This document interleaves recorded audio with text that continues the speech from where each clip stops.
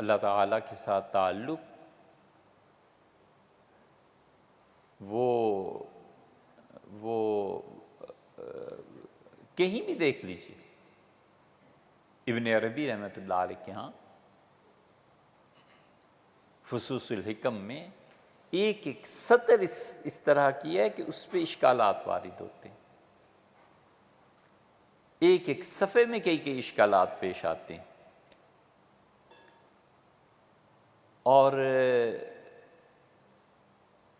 اور پھر آدمی کچھ کر نہیں سکتا، اس لیے کہ معاشرے میں یہ چیزیں ناآشنائی کے درجے تک پہنچ گئیں۔ 10 سال جمعہ پڑھتے رہو، شاید ہی کوئی ایک مرتبہ بھی ذکر کرے کہ ابن عربی رحمۃ اللہ علیہ کون تھے۔ نہ سننے والوں میں ذوق ہے، نہ بولنے والے میں علم ہے، دونوں ہی، بس جس جہان میں ہیں سو ہیں۔ سیاست ہے، حکومت پہ تنقید ہے، اسلام کے لیے پیٹنا ہے، رونا ہے، چیخنا ہے، اور جذبات سے کھیلنا ہے۔ وہ جو حقیقی وراثت تھی علم کی وہ کہاں گئی؟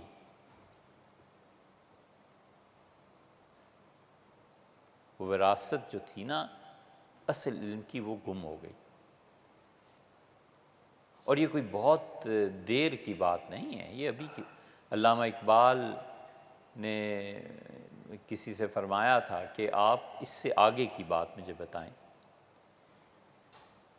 تو انہوں نے ابن عربی کا حوالہ دیا، انہوں نے کہا نہیں حضرت اس سے آگے کی بات بتائیں، میں تو اس لیے ہوں۔ پھر انہوں نے بتایا، ان کا حضرت بات اصل میں یہ ہے کہ علامہ اقبال کے جو والد تھے نا، یہ سیالکوٹ میں جو لوگ ان کی مجلس میں ان کے والد کے پاس ملنے جاتے تھے، وہ کہتے تھے یہ ان پڑھ فلسفی ہے۔ عجیب و غریب باتیں تھیں۔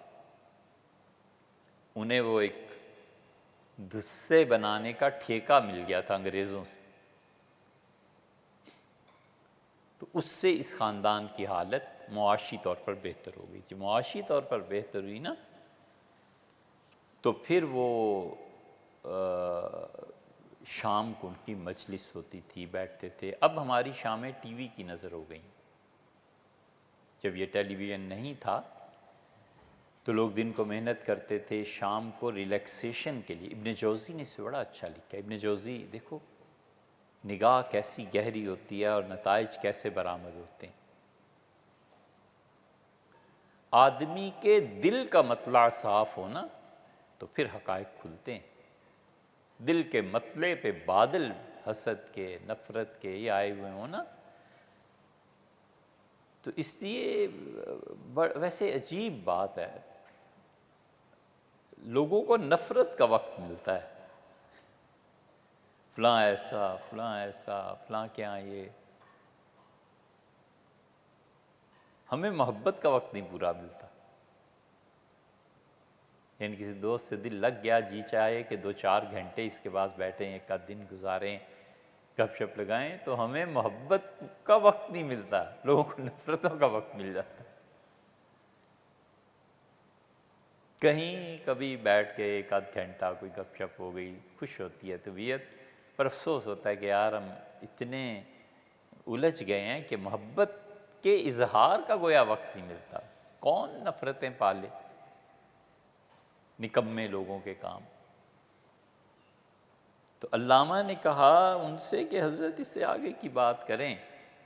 میں اپنے والد کے قدموں میں جب کھیلتا تھا نا، اتنا بچہ تھا میں چھوٹا، اپنے والد کے قدموں میں کھیلتا تھا، تو والد، یہ علامہ میں بھی عادت تھی، علامہ اقبال میں، حکہ رکھا ہوا ہوتا تھا، اور حکے کی ایک نڑی ہوتی ہے، اب تو بچوں کو یہ بھی نہیں پتا ہوگا کہ نڑی کہتے کسے، اس سے مار بھی بڑی زبردست پڑتی تھی۔ لمبی نڑی علامہ نے رکھی ہوئی ہوتی تھی، اور ایک دھوتی، ایک بنیان اور ایک حکہ، بس یہ چیزیں تھیں۔ تو وہ دم کشی ہوتی تھی۔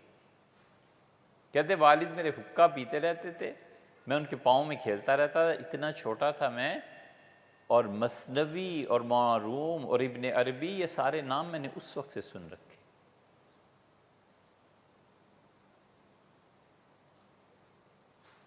جس نے اپنے باپ سے عمر کے اس حصے میں یہ نام سنے ہوئے ہوں، اس کو کیوں جستجو پیدا نہیں ہوگی کہ مثنوی دیکھنی چاہیے، ہے کیا، ابن عربی ہیں کیا، وجود کیا ہے، شہود کیا ہے، حقائق کیا ہیں؟ یہ ایسے ہی تو نہیں ہے۔ جس شخص نے یہ راستہ طے نہیں کیا نا، اس کا تصور بھی نہیں ہو سکتا اس کے متعلق۔ آپ میں سے جس نے ہالینڈ کا نیشنل جو ان کا ہے نا گارڈن، وہ نہیں دیکھا، وہ سوچ نہیں سکتا کہ وہاں کیا ہے۔ پہلی مرتبہ جب اس میں داخل ہوئے تو ایک حیرت کا جہان تھا۔ ہم نے دوستوں سے کہا، میں نے کہا یار یہ انسانوں نے بنایا ہے، اللہ کی جنت کیا چیز ہوگی، اتنا خوبصورت کہ کدھر نگاہ کرے اور کدھر آپ گئے جائیے گا کبھی، دنیا کے دیکھنے کی چیزوں میں سے کمال کی چیز۔ اب اس کو کیا بتائیں، اس کو کیسے؟ یہ نقش بندی جب مراقبہ قوس سے آگے چلتے ہیں تو ایک موقع آتا ہے جب ان پر خود یا شیخ پہ منکشف کیا جاتا ہے کہ اسے حقائق انبیاء علیہ السلام کی تعلیم دینی ہے یا حقائق الہیہ کی۔ شیخ کو اس وقت اختیار ہوتا ہے۔ شیخ اگر وہ واقعی نبوت کا جو امت کے لیے درد تھا نا، اپنے مریدوں کے لیے درد رکھتا ہو، تو پھر تلقین کرتا ہے کہ بیٹے اب حقائق الہیہ، اس سے زیادہ تعلق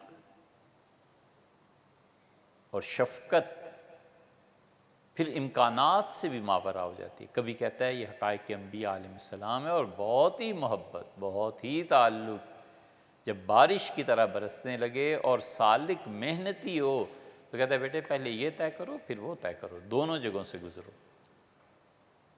تاکہ تمہیں کل اگر یہ پیش آ جائے تو تم اس کوچے سے ناآشنا نہ رہو۔ اور اب اس کوچے کا حال یہ ہے کہ چاروں سلسلوں میں خلافت، تمہیں چاروں میں، تمہیں تین میں، تمہیں دو میں، ایسے جیسے یہ خلافتیں اور یہ اجازتیں اور سلوک، معاذ اللہ استغفر اللہ، ان کے گھر کی لونڈیاں باندیاں ہیں کہ جسے چاہ دے دی، پتہ ہی نہیں۔ ہمارے مشائخ جتنی مشکل سے بیعت کرتے تھے نا، اب اس سے زیادہ آسانی سے خلافت مل جاتی ہے۔ جتنی مشکل سے وہ بیعت کرتے تھے کسی کو، اس سے زیادہ آسانی سے تو اب خلافتیں مل جاتی ہیں۔ اس لیے کہ نہ پیر صاحب کو پتہ ہے کچھ، نہ مریدوں کو کچھ پتہ ہے، نہ اسے، اور یہ قیامت میں عذاب آئے گا، یہ قیامت میں پکڑے جائیں گے، اللہ کی گرفت ہوگی کہ ایک آدمی میرے گھر کا پتہ تم سے پوچھنے آیا تھا، تمہیں اگر نہیں پتہ تھا یا تم خود بھی نہیں جانتے تھے تو تم نے کیوں سے کہا کہ میں تمہیں خدا کا گھر بتاؤں گا؟ تم کہتے بھیا میں بھی چل رہا ہوں، تمہیں جس دن پتہ چلا مجھے بھی بتا دینا، میں اس قابل نہیں۔ ہم عام انسانی زندگی سے سمجھیں، ایک آدمی کسی سے کہتا ہے کہ یار مجھے فلاں کا گھر آپ کے محلے میں یہاں کہیں رہتے ہیں، اب اسے پتہ ہے کہ فلاں فلاں جگہ رہتا ہے، نہیں بتاتا۔ وہ جس کے گھر جانا ہے وہ پھر اس سے آ کے ملتا ہے، کبھی تو کہتا ہے یار میرا ایک دوست فلاں آیا تھا، گلی میں تم سے پوچھتا رہا اور تم لوگوں نے گھر ہی میرا نہیں بتایا، یہ کیا کیا، یہ کون سی شرافت ہے، تمہیں نہیں پتہ تھا میرا گھر کہاں؟ اللہ قیامت میں ملے گا نا، کہے گا کہ اتنے مرید تمہارے پاس آئے تھے، اتنے لوگ بھیجے تھے، اور تمہیں میرے گھر کا پتہ تھا یا نہیں پتہ تھا؟ نہیں پتہ تھا تو صاف کہہ دیتے مجھے کچھ علم نہیں، اور پتہ تھا تو پھر لے کے کیوں نہ آئے، بتایا کیوں نہیں ہے؟ اس لیے اتنا آسان نہیں تھا یہ تعلق کے بیعت،